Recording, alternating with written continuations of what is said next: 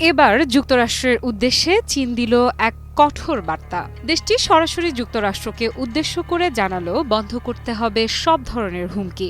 এমনিতেই সম্প্রতি মধ্যপ্রাচ্য ইস্যু মূলত ইরানকে কেন্দ্র করে যুক্তরাষ্ট্রকে বেশ কয়েকবার কড়া বার্তা পাঠায় চীন। তবে এবার কি ইস্যুতে যুক্তরাষ্ট্রকে এই কড়া বার্তা পাঠালো চীন, চলুন তা জেনে নেই। নীরবতার মাঝে এক অদ্ভুত উত্তেজনা। হঠাৎ করেই চীনের পররাষ্ট্র মন্ত্রণালয়ের মুখপাত্র গুয়ো জিয়াকুনের ঠান্ডা কণ্ঠের একটি বক্তব্য যেন ঘুমন্ত কূটনৈতিক অঙ্গনকে নাড়িয়ে দিল। তিনি যা বললেন তা শুধু একটি সংবাদ সম্মেলনের অংশ নয়, বরং তা এক নতুন অধ্যায়ের শুরু। বিশ্ব এখন এমন এক সময় পার করছে যখন শক্তিধর রাষ্ট্রগুলোর মধ্যে সম্পর্ক আর কূটনীতি সহজ ভাষায় ব্যাখ্যা করা যায় না। চীন ও যুক্তরাষ্ট্র এই দুটি অর্থনৈতিক পরাশক্তির মধ্যে সাম্প্রতিক উত্তেজনা এক ধরনের শ্বাসরুদ্ধকর নাটক হয়ে দাঁড়িয়েছে। ঘটনাটি শুরু হয় যুক্তরাষ্ট্রের হোয়াইট হাউসের একটি ঘোষণার মাধ্যমে। তারা জানায় চীনের সঙ্গে একটি নতুন বাণিজ্য চুক্তির প্রস্তুতি চলছে। প্রথমে কথাটা খুব সাধারণ মনে হলেও চীনের দিক থেকে যে প্রতিক্রিয়া এসেছে তা এই ঘোষণার গভীরতা স্পষ্ট করে তুলেছে। চীন জানে এই মঞ্চ প্রস্তুতি শুধুমাত্র আলোচনার আমন্ত্রণ নয়, এর মধ্যে রয়েছে চাপ প্রয়োগের একটি সুপরিকল্পিত কৌশল, হয়তো এক ধরনের কূটনৈতিক ফাঁদও।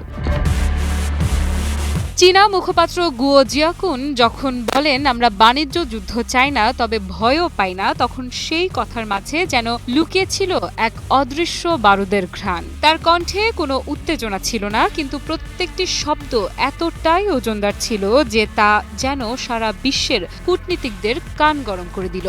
এটা কেবল একটি প্রতিক্রিয়া নয়, এটা ছিল এক ধরনের ঘোষণা।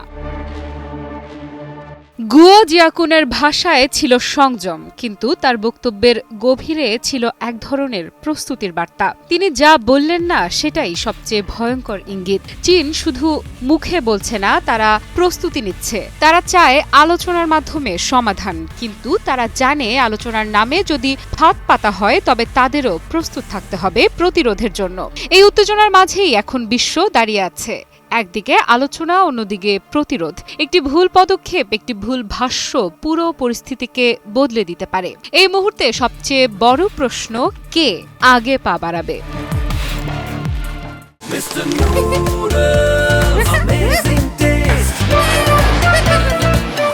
এই খেলাটি এখন আর কেবল দুটি দেশের মধ্যে সীমাবদ্ধ নয়, এটি এক বৈশ্বিক নাটক যার প্রতিটি পর্বে আমরা সবাই দর্শক। কিন্তু হয়তো শেষ দৃশ্যে আমাদেরও কোনো না কোনোভাবে অংশ নিতে হবে। এই উত্তেজনা শুধু বাণিজ্যের না, এটা ভবিষ্যতের এক দিক নির্দেশনা। বিশ্ব কি শান্তির আলোয় হাঁটবে নাকি অন্ধকারের মাঝে পথ হারাবে? সময়ের হাতে এখন সব উত্তর, কিন্তু প্রশ্নটা আগের চেয়েও বেশি তীক্ষ্ণ হয়ে উঠেছে যে কে আগে পা বাড়াবে। আর সেই উত্তর না পাওয়া পর্যন্ত এই কূটনৈতিক দাবার খেলার প্রতিটি চাল বিশ্ব মন দিয়ে দেখছে, নিঃশ্বাস আটকে রেখে। আফরিদা ইফরাত, নিউজ 24।